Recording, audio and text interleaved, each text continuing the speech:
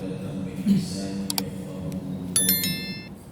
اللهم اجعل جمعنا هذا جمعا مرحوما وتفرقنا من بعده تفرقا معصوما.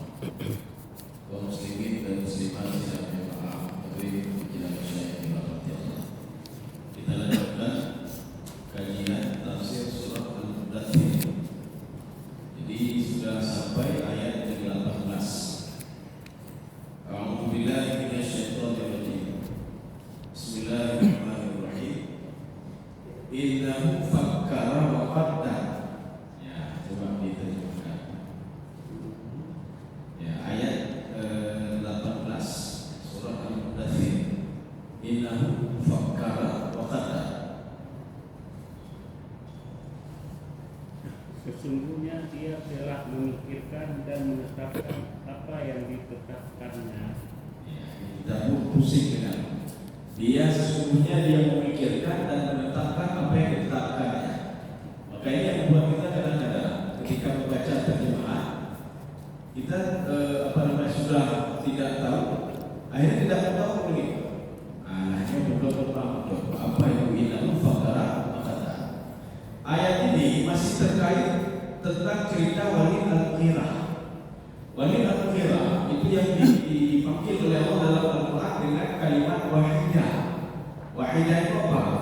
Satu-satunya orang musyrik terkaya waktu itu adalah Walid Al-Mughirah. Tetapi kekayaannya itu hanya sebatas usia dia 70 tahun setelah dia meninggal dunia. Waktu 70 tahun dia sudah cekak, kafir. Artinya sudah berpisah roh dan jasad. Rupanya sebelum meninggal, ya sebelum Walid Al-Mughirah meninggal, innahu fakkara wa qaddar. Ini namanya kalimat isbat namanya. Artinya Allah Subhanahu wa taala ingin memberitahukan kita, itu Walid Al-Mughirah sekeras-keras hatinya, sekeras-kerasnya lunak juga kepadanya. Apa yang dia lakukan? Fakkara wa qaddar. Berarti kan di situ ada tasydid. Makna fakar apa?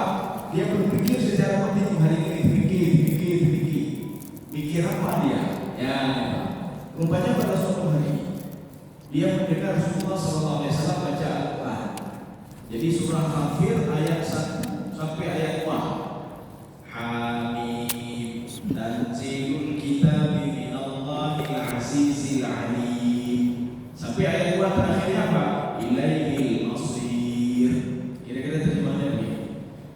Ketahuilah Al-Quran diturunkan dari Allah Subhanahu wa taala. Itu bukan perkataan manusia. Itu didengar oleh Walid Al-Mughirah. Sehingga Rasulullah SAW mengulang lagi bacaannya, membuat hati Walid Al-Mughirah luluh, ya, membuat hati dia luluh. Dan dia pun berpikir berapa kali. Fakkara, ini makna apa namanya fakkara? Dia berpikir, habis berpikir lagi bukan sekali dua kali. Ya, contoh lainnya ada tasydid di dalam ayat Al-Quran. Sebagian membaca dalam qiraat faqadarna fa ni'mal qadir. Sebagian membaca faqadarna fa ni'mal qadir, ada tasydid. Maknanya kita jangan merasa begini. Ini di dalam kandungan saya ini bayi ini siapa yang makan? Siapa yang jaga? Maka Allah mengatakan faqadarna fa ni'mal qadir. Kamu tenang saja. Yang jaga dia itu saya. Yang membuat dia bernafas, membuat dia rezeki itu saya semua, kata Allah. Tenang saja. Faqadarna fa ni'mal qadir. Sampai dia dilahirkan juga saya. Ini maknanya Rabbul Alamin. Jadi yang menjaga dari alam roh, alam kandungan, ketika di dunia, ketika nanti mati, tetap dijaga oleh Allah. Waktu nanti tulang-tulang itu menyatu satu sama lainnya, tetap dijaga oleh Allah. Sehingga Allah mengatakan, "Manusawwiya banana." Maka kelingking kalian itu saya rakit nanti sedikit rupa. Karena saya jaga kalian, tetap saya jaga kata Allah. Ketika dimandikan di dalam masyarakat juga dijaga. Ketika nanti dimasukkan ke dalam surga juga dijaga. Termasuk ketika dimasukkan juga ke dalam neraka dijaga oleh Allah Subhanahu wa taala. Itu makna faqadarna. Artinya terus menerus. Nah, ini juga fakar. Walid Al-Mughirah bukan sekali dua kali dia berpikir, berkali-kali dia berpikir kalau Al-Quran itu bukan perkataan Allah. Dia tahu bukan tidak tahu. Mana buktinya? Nanti bisa dibuka dalam berbagai riwayat, dalam berbagai literatur tafsir, termasuk tafsir Sawi.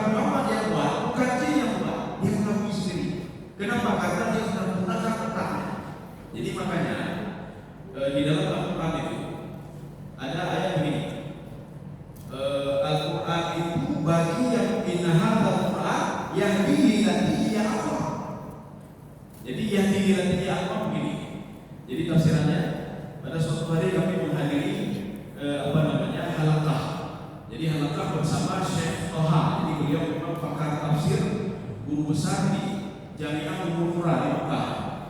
Jadi kalau terlambat datang itu kita duduk di belakang. Terlambat datang duduk di belakang.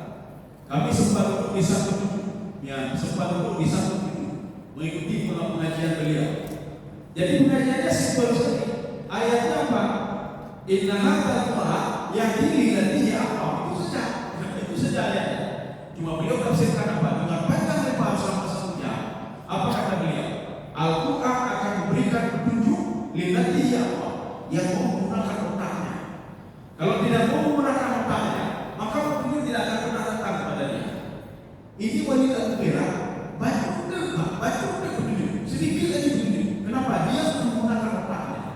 Tetapi apa nanti? Karena dia malu sama kaumnya, akhirnya dia lari dari Al-Quran. Nanti akan kita lihat bagaimana dilaknat oleh Allah Subhanahu Wa Taala. Seorang yang tahu dia isi Al-Quran, dia paham apa yang dibaca oleh Nabi Muhammad SAW.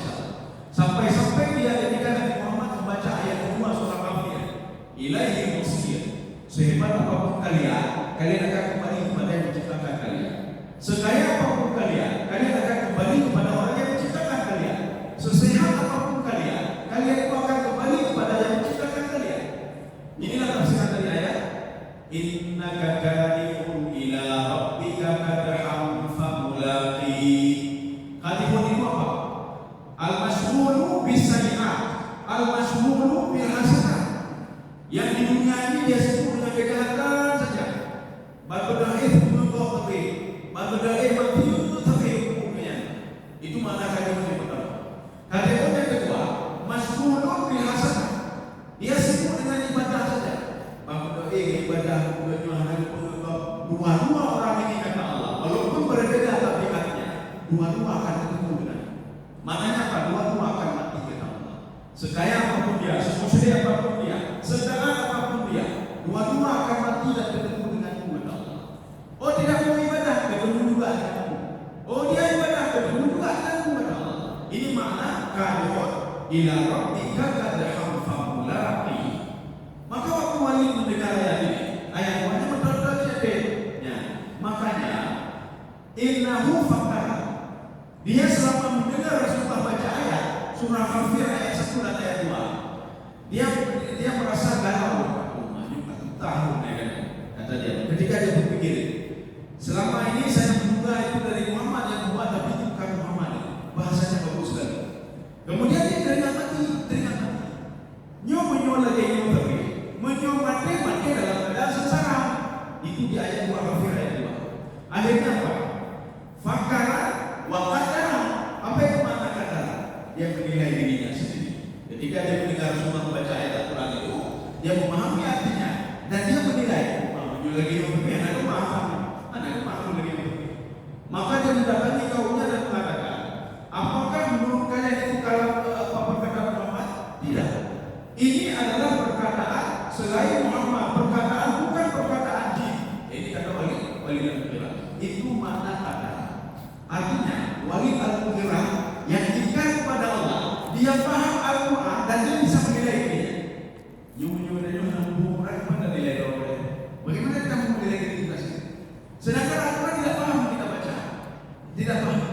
Jadi makanya kenapa kelompok jin itu ketika mau mengeksekusi Rasulullah SAW, mereka mengeksekusi apa? Atas perintah Iblis. Apa kata Iblis? Idhhab ila masyariqil ardi wa magharibiha. Pergi ke barat dan ke timur, cari seorang pemuda namanya Muhammad. Itu gara-gara dia langit pertama kita tertutup, tak bisa lagi naik atas. Jin mengiyakan.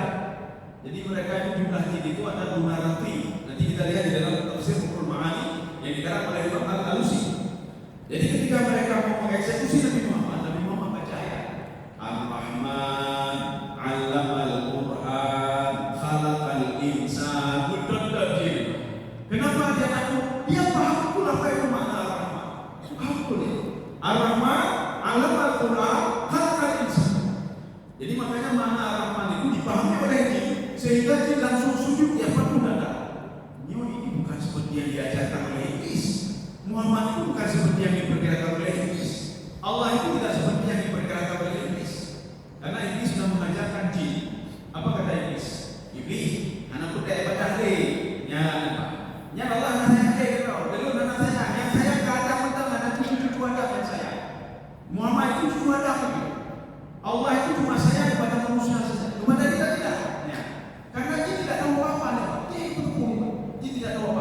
sehingga dia mematuhi perkataan iblis dan dia mau digoda oleh iblis. Ketika habis mendengar ayat itu apa kata jin?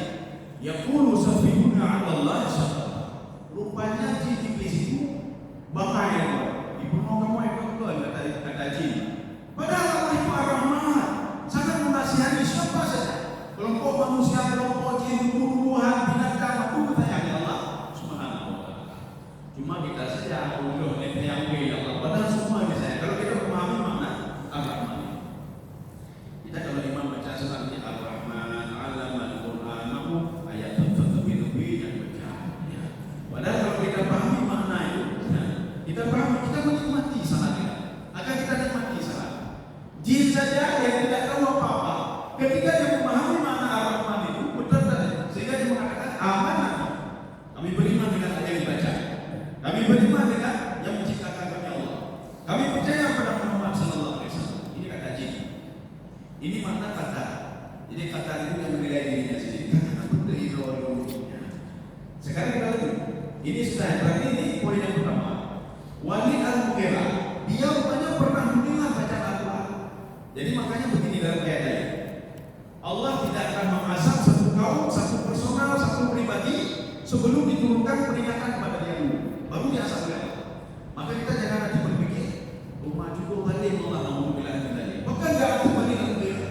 Cara asal Walid al-Mughirah itu kan luar biasa. Kita sudah baca pertemuan yang lalu. Jadi ada apa dia itu seperti naik ke atas sebuah bukit yang tinggi. Ya sa'abu fis sama, sehingga membuat dia sesak yang meninggal dunia. Kaki dia itu tidak bisa diangkat. Kalau menurut penjelasan ini dia stroke. Jadi Walid al-Mughirah stroke. Jadi tangannya disebutkan wa yadahu zamala, tangannya itu sudah lemas. Wa idza rafa'a sakata, kalau diangkat akan jatuh kembali. Kemudian kakinya juga rijluhu zamala, wa idza rafa'a sakata, kalau diangkat kakinya maka akan jatuh kembali. Ya. Anaknya meninggal 7 orang meninggal, tinggal 3 orang lagi. Kalau sudah seperti itu, anak mulai lihat kalau sudah stroke belum, rumah raya itu belum, mobil memang apa lagi sudah stroke. Untung isinya baik. Kalau nggak baik isinya pak kufir lagi, hukum itu lagi. Belum, ikan juga belum, yang utah kok. Ya. Jadi artinya apa? Ketika seorang sudah stroke, tidak ada apa-apa lagi. Walaupun dia katakan dong hebat, sudah seperti itu. Itu belum meninggal lagi.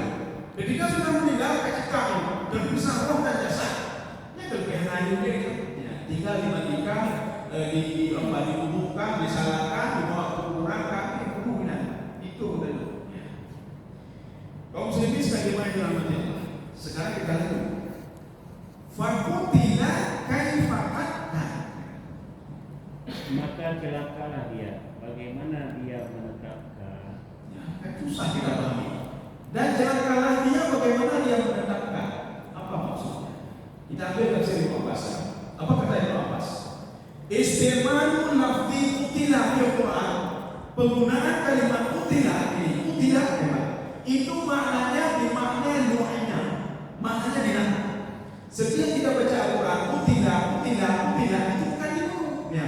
Ada dalam surah Al-Hud, surah apa itu? Ashabul, ya surah Al-Hud. Dalam surah Al-Hud, faqutila. Nah, sekali faqutila itu makna apa? Dilaknat dia oleh Allah.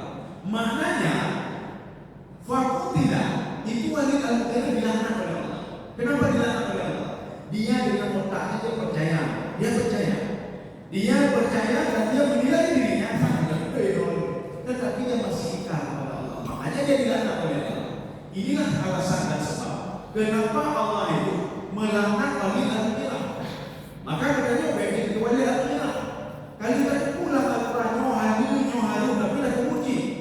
Walid al-Mughirah sudah tahu dia, fakar dia menggunakan otaknya. Maka kalau kita ingin dapat petunjuk dari Al-Quran, pergunakan otak kita. Terus kita gunakan. Karena Al-Quran itu mengajak otak untuk berdialog, ya. Jadi artinya semua itu masuk akal. Tetapi apa? Ada beberapa hal yang tidak masuk akal manusia karena belum sampai akal di situ dulu.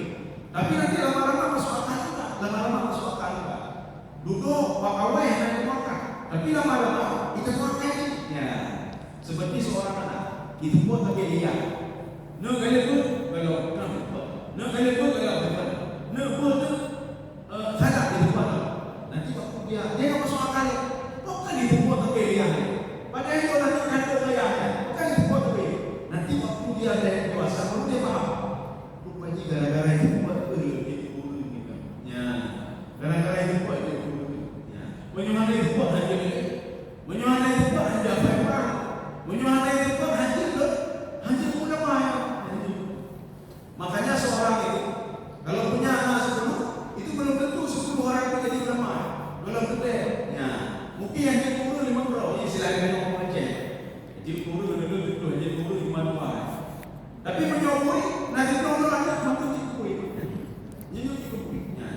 Jadi anak muda ini dikui mati dikui. Karena dia melihat bawah ini itu orang bui. Jadi dia sebelum orang bui mati dikui. Tapi sebelum orang manusia kalau menjadi manusia perlu dididik, perlu didekati. Sehingga menjadi apa yang kita harapkan. Ini makna qadar di sini. Dia itu sudah tahu dirinya salah. Makanya Allah melaknatnya. Kutilah kaifa kata. Sebagaimana dia sudah tahu dirinya, tapi dia tidak mau tahu, maka dilaknat oleh Allah. Nah, maka Allah punya alasan kenapa membuat Walid al-Mughirah penyakit seperti itu.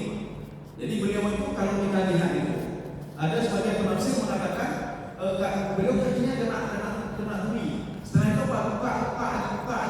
Akhirnya kakinya sudah luka. Kemudian stroke lagi. Anaknya meninggal lagi. Kemudian hartanya itu harta Walid al-Mughirah.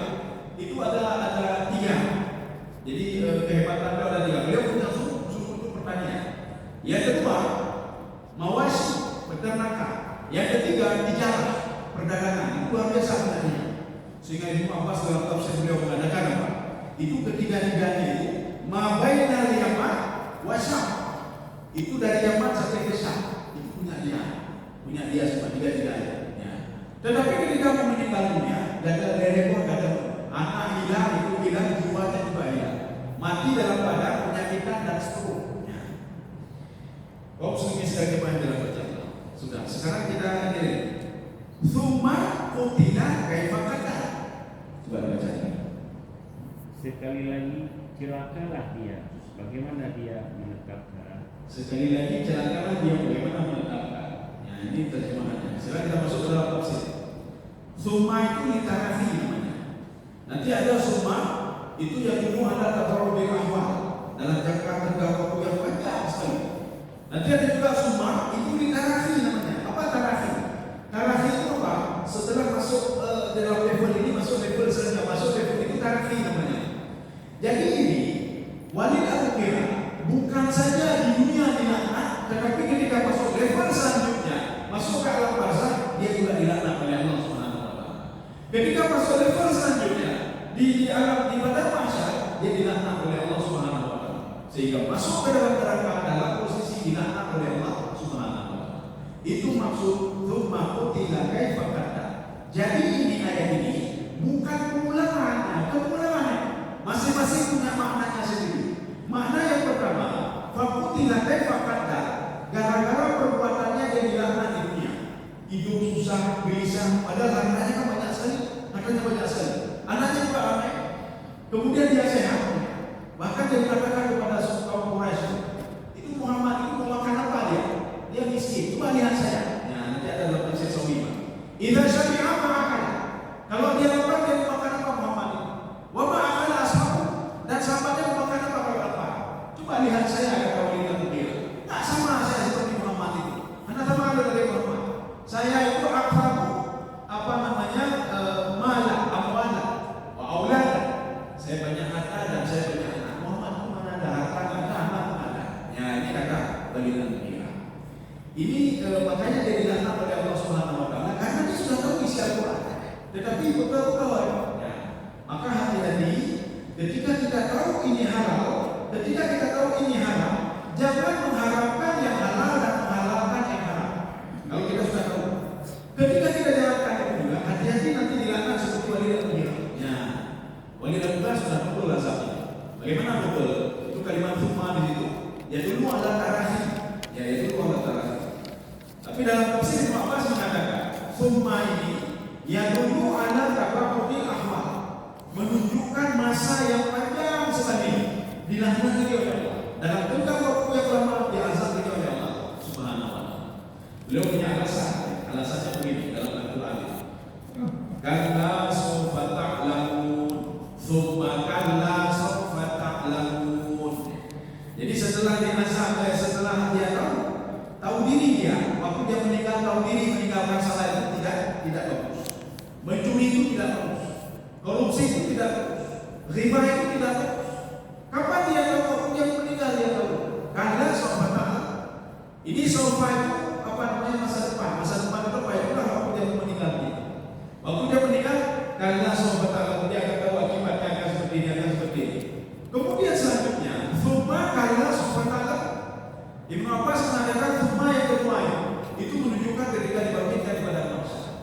Makanya manusia sebejat apapun dia akan teringat kepada kata Allah dua waktu. Yang pertama waktu mau sakaratul maut, dia teringat kepada. Yang kedua tatkala nanti dibangkitkan pada manusia, dia baru teringat kepada. Kita tidak usah jauh-jauh. Kita lihat saja di dalam Al-Quran itu cerita Fir'aun. Itu kan diulang-ulang berapa kali? Bukan di dalam satu ayat saja, diulang berapa kali? Maka baik dulu sudah dengar cerita Fir'aun. Dalam kitab Al-Quran fi Ulumil Quran.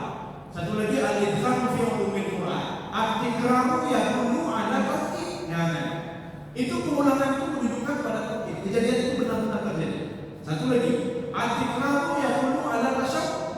Pengulangan itu menunjukkan apa? Allah sayang sekali kepada umat Muhammad. Jadi beda dia Fir'aun.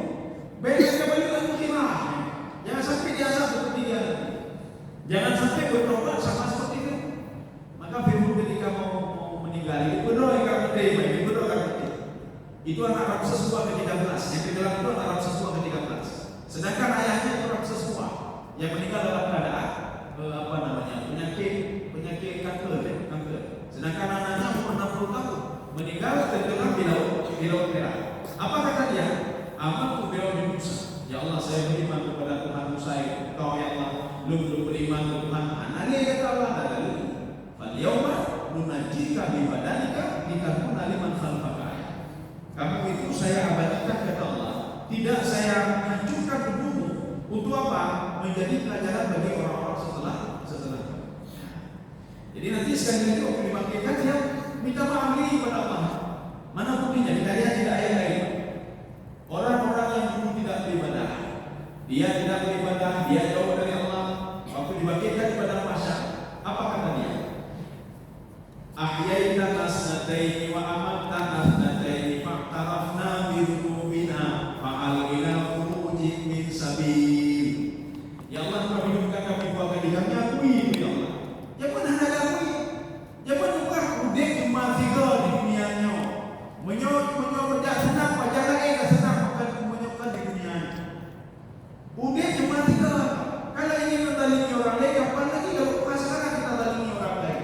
Kapan lagi kita senang-senang kalau bukan sekarang? Dulu dia ngomongnya seperti ini. Tapi ketika dimaksudkan kepada masyarakat dia mengatakan, ahyatana sanataini wa amattana sanataini. Saya kata kami akui ya Allah, kau hidupkan kami dua kali, mati dua kali. Fa'tarafna bi dzunubina. Kami akui dosa-dosa. Sekarang kami mohon satu saja ya Allah, fa'al khurujin min sabil. Ada cara keluar enggak daripada masalah ini ya Allah? Nah, cara keluar sehingga turunlah firman Allah Subhanahu wa taala. Makanya kita sebagai firman ini kita kaitkan dengan ilmu pengetahuan, padahal itu bukan cerita tentang ilmu pengetahuan, cerita tentang kepada manusia. Ya ma'syaral jin, ya ma'syaral jin wal ins. Ya ma'syaral jin wal ins, ini sebab antamfudu min aqari samawati wal ardh famfudu la taquduna illa bisultan. Ini bisa kita lihat dalam berbagai literatur tafsir. Bisa kita lihat tafsir yang aja yang di namanya itu Hasbiya Siddiqi. Boleh kita baca tafsir Hasbiya Siddiqi. Boleh baca tafsir Hamka. Itu dalam bahasa Indonesia. Kita tak usah rujuk dulu dalam bahasa Arab. Coba lihat apa pemahaman di sini. Coba lihat apa pemahaman. Mereka memahami ya ma'syaral jin wal ins, wahai jin dan manusia, kalau kalian mampu mau lari dari sini daripada masyarakat ini, ingin menembus langit dan menembus bumi untuk bisa lari daripada masyarakat itu lakukan. Kalau bisa kita lakukan.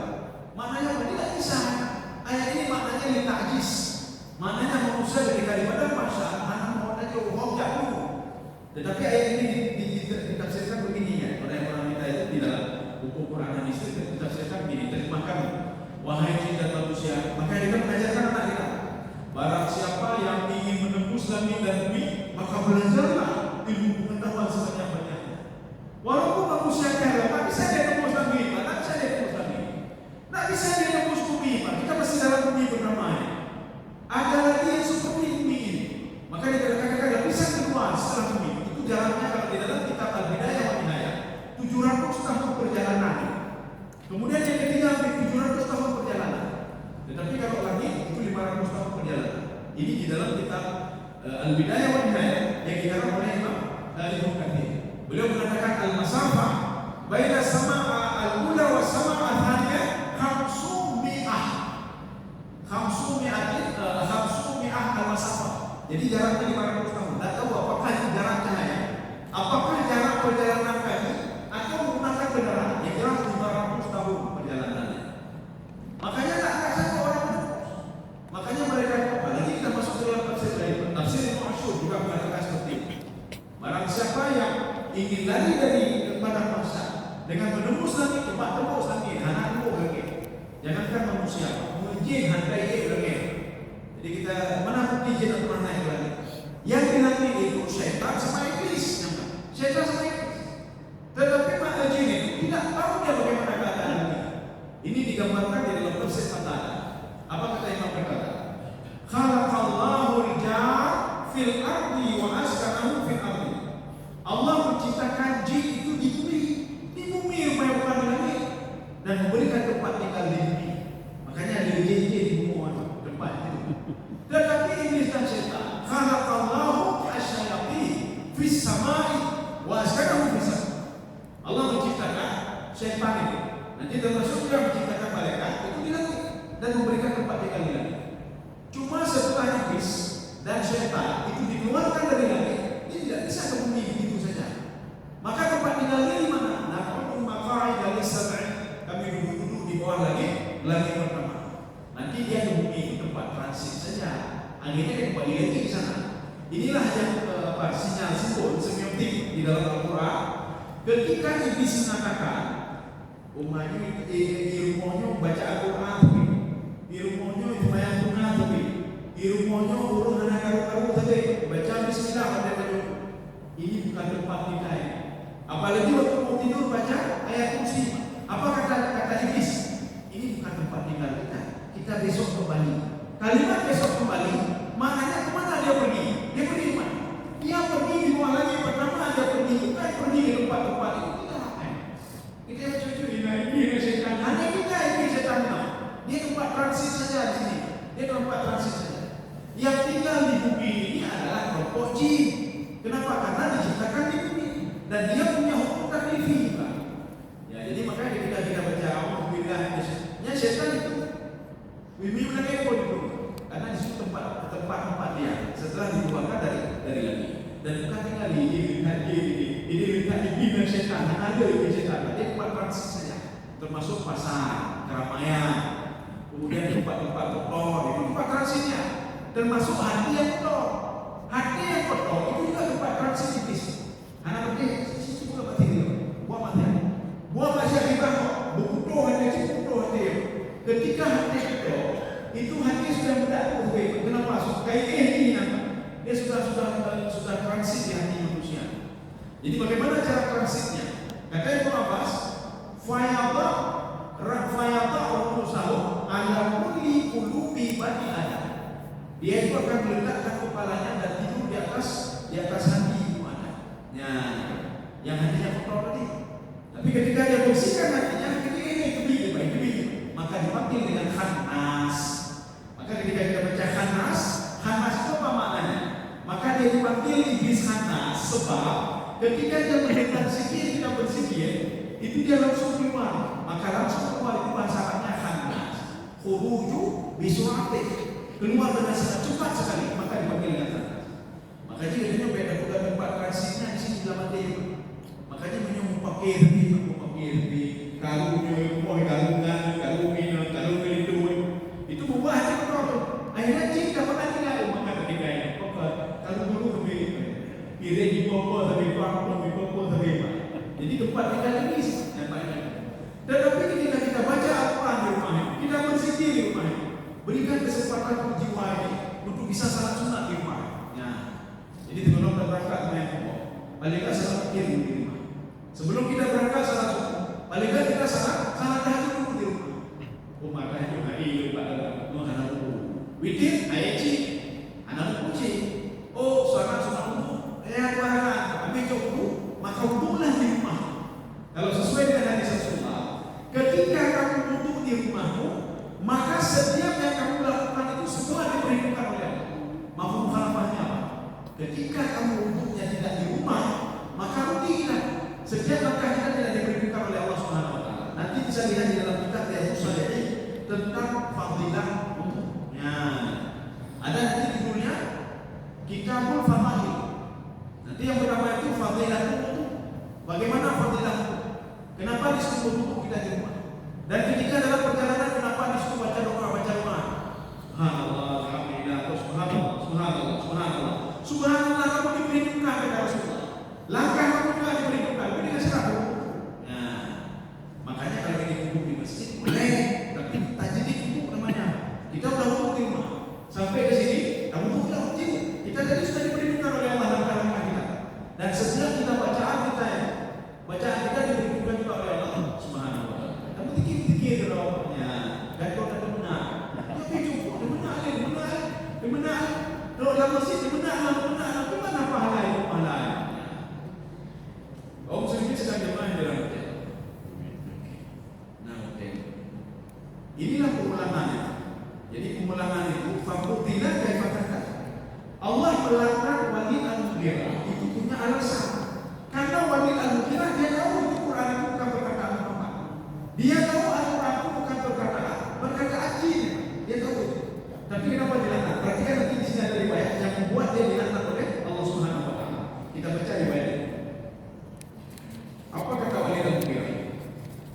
Jadi sahabat-sahabatnya itu sahabat wali mengatakan apa? Itu wali al-mughirah sama'a wali al-mughirah. Apa makna sama'a?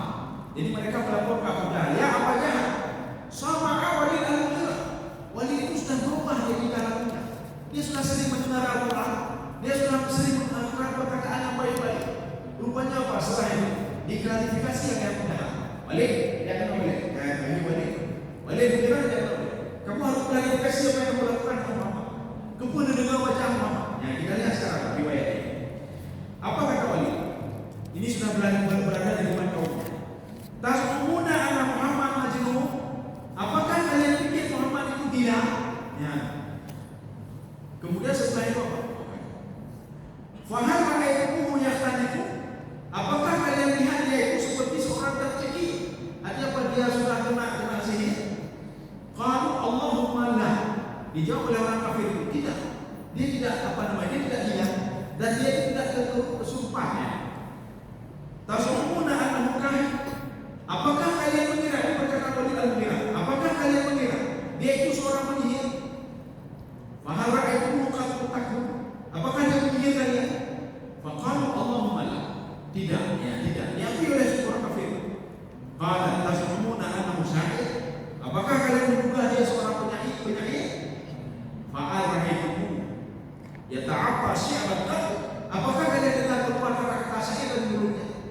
Qalu Allahumma la. Jadi orang kafir Quraisy mengatakan tidak. Dia tidak pernah mengeluarkan syair dari mulutnya, tetapi kalimat yang bagus dan itu bukan perkataan dia. Dia akui. Tasumuna annahu kafir? Apakah kalian berpikir dia itu mendusta? Qalu Allahumma la. Jadi orang kafir dia mengatakan tidak. Sekarang apa jawab wali al-mughirah? Ya. Wali al-mughirah mengatakan, faqala Quraisy wali, fama huwa? Kemudian orang kafir bertanya ke wali, kalau dia bukan penyihir, dia bukan orang gila, dia bukan kesurupan, dia bukan apa. Jadi siapa juga dia? Dijauhi wali. Ya, jawabannya bertolak belakang dengan ilmu yang sudah dia ketahui. Apa kata wali al-mughirah? Ma hadza illa sihru yufa. Itu yang dilakukan Muhammad itu adalah sihir yang memberikan pengaruh kepada kita, maka hati-hati sama Muhammad.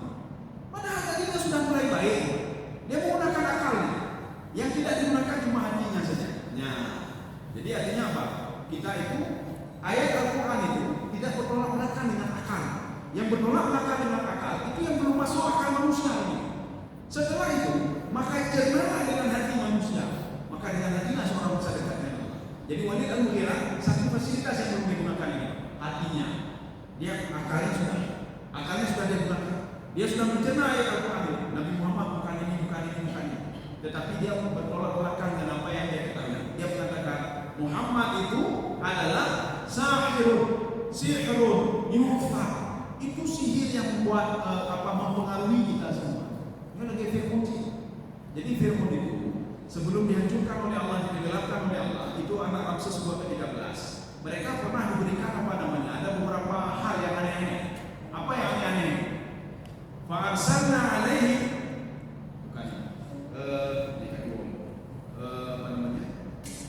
saya kirim, kata Allah Subhanahu wa taala, pertama air bah, wadama. Sebelum saya tenggelamkan dia, kata Allah, saya kirim kepada dia air bah. Air itu sebatas leher. Diakui oleh Fir'aun.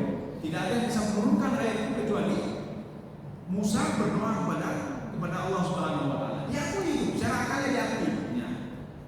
Fa'arsalna alaihim tufan wal jarada wal qubbala wad dafani wad dama ayatin mufassalat. Jadi sebelum Fir'aun tenggelam, itu dikirim beberapa hal aneh. Hal aneh yang pertama itu air bah, yang air itu sebatas leher. Kalau anak kecil sebatas anak kecil. Kalau orang tua ini sebatas orang tua. Kan aneh namanya. Fir'aun naik ke atas gunung, airnya tetap sebatas leher.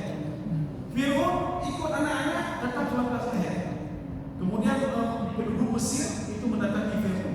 Engkau kan Tuhan, coba kau hilangkan asap. Tidak bisa saya hilangkan asap. Jadi bagaimana juga? Nanti hilang Musa. Fanya tak orang bang. Nanti kita minta aja untuk berdoa kepada Tuhan. Ketika itu Fir'aun bersama Bani Israel dan suku Qibti itu mendatangi Nabi Musa. Apa kata Fir'aun? Ya Musa, tolong kamu minta doa kepada Tuhanmu untuk menurunkan air ini. Kamu kata tentara, mencuru lagi. Maka selama 7 hari Fir'aun tidak tunduk-tunduk. Anak nyoduk, mati. Maka banyak yang tunduk mati. Maka berdiri saja. Bayangkan saja berdiri selama 7 hari, 7 malam dengan hanya termaju. Ketika itu apa kata Fir'aun? Kalau kamu berhasil menurunkan air ini, Bani Israel itu ambil semua. Ambil semua. Dan kami akan percaya kepadamu dan percaya kepada Tuhan. Kejadian ini terjadi di hari Sabtu. Makanya hari Sabtu itu hari besarnya Yahudi, nyawa Sabtu. Karena ada hal-hal aneh terjadi pada hari Sabtu. Berdoalah Nabi Musa alaihissalam. Ya Allah, turunkan air ini ya Allah. Ketika air turun, apa kata Fir'aun? Ada sihir mubin. Ini sihir, ternyata bukan sihir. Padahal kan dia sendiri bilang. Nah ini sama seperti Walid Al-Mughirah. Walid Al-Mughirah dia mengakui Al-Quran itu. Dia mengakui Al-Quran itu turun dari Allah Subhanahu wa taala. Dan dia itu akan mati juga dan kembali kepada Allah. Dia tahu. Tetapi pada akhirnya dia mengatakan, itu Muhammad itu penyihir. Sihirun yufa. Sihir yang membawa pengaruh. Maka akan dipokok dari Allah Walid Al-Mughirah penyakit. Maka pergi pancaran. Aku musnah tahu penyakitnya.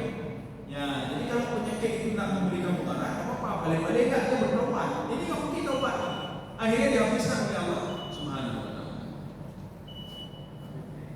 Ya, jadi insyaallah nanti kita lanjut ayat ke-21. Itu masih Walid Al-Mughirah juga. Mudah-mudahan ada manfaat bagi teman-teman dan sekalian. Subhanallah.